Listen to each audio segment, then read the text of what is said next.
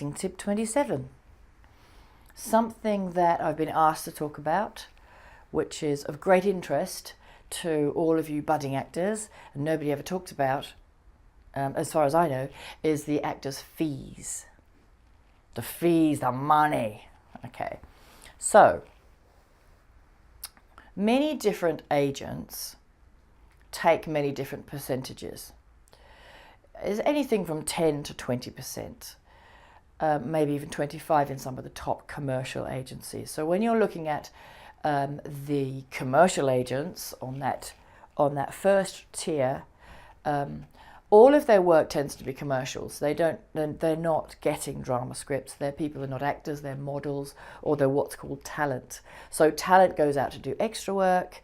Talent may be audition for a featured role in a commercial, but mainly they're doing extra work. So extra work fees vary.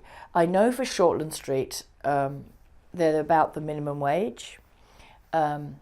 However, so if you're self-employed and you have a few days free, there's nothing wrong with thinking, oh, I'm going to go and do Shortland Street. You certainly won't be doing it for the money, or you may be, but you do it for the experience, and you do it for watching what's happening. It's quite a great experience.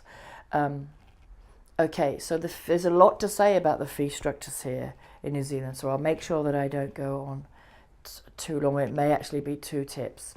Okay, so your agency takes a percentage. The production company that you've just worked for pays them, and they take out your tax, and then they take out your percentage, and then you get the rest. Yes, some agencies, some that should remain not mentioned here, take an extraordinarily long time to pay their talent. And it's very hard for people. People in New Zealand find it very hard to speak up in general, but it's very hard for people to keep calling their agent and saying, where's my fees, where's my fees? But they are your fees. You have worked for them, so you just make sure that you get your fees.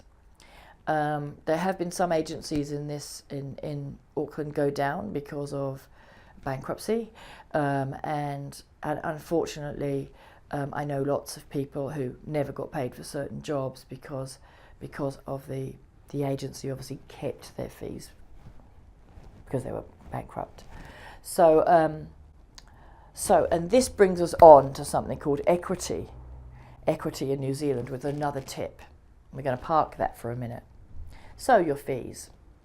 Commercial fees for roles in commercials and walk-ons in New Zealand hugely differ from your commercial scenes in your commercial fees in London.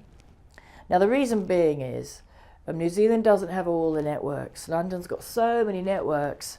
I remember when I did a commercial for the Daily Mail, and I had to have my hair washed, and it was one shot.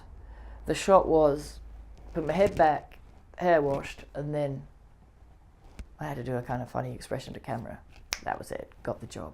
Now I was getting £6,000 in my bank account every few weeks because it showed on every single network, and it was £15 every time it was shown. In this country we don't have repeat fees, which when you first come here you think, oh, that's unfortunate. That's how I used to live when I wasn't doing any other acting.